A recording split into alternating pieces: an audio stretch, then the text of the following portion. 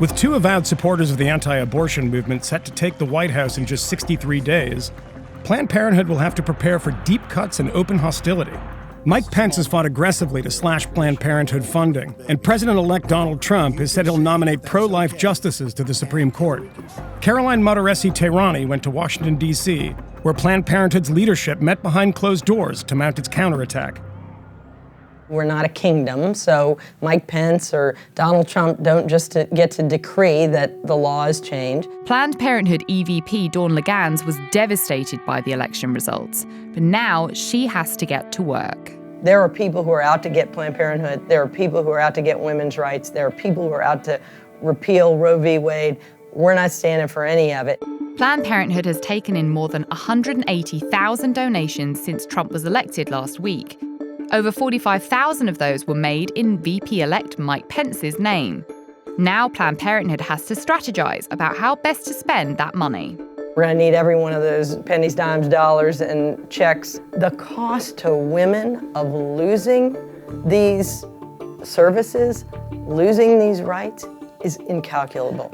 Do you have sort of a 10-point plan that when you were talking to the Leadership Council today, talking to your donors, that you said, don't worry guys, we've got this. Here are the 10 things we're doing between now and 2018. We have pieces of that plan. I mean, we don't know exactly what they're going to do, obviously, and I believe that if we can have an outpouring now of people, as we are, saying, hey, this is not the agenda that I signed up for, that maybe we can actually get them to not go at some of this stuff. On the other hand, when they go, we are going to be ready. Trump might still be an unknown quantity on reproductive health, but Indiana Governor and now VP-elect Mike Pence has been leading the fight to defund Planned Parenthood and take away its more than $500 million in federal funding for years. Let's end public funding of the largest abortion provider in America. No one knows more about the Pence agenda than Betty Cockrum, the CEO of Planned Parenthood in Kentucky and Indiana. In order to restore dignity to women, the very much male-dominated legislature in Indiana decided to have a statute that if you have a miscarriage or you are having an abortion, you have to get a burial permit and you have to choose between interment or cremation. And Mike Pence is all about supporting that kind of thing.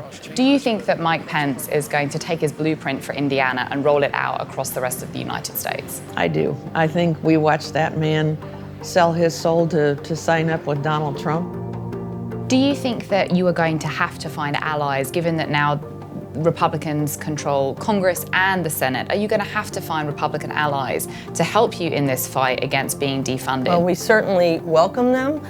There are Republicans in the Senate who have voted in many cases to support Planned Parenthood. There aren't as many as we'd like.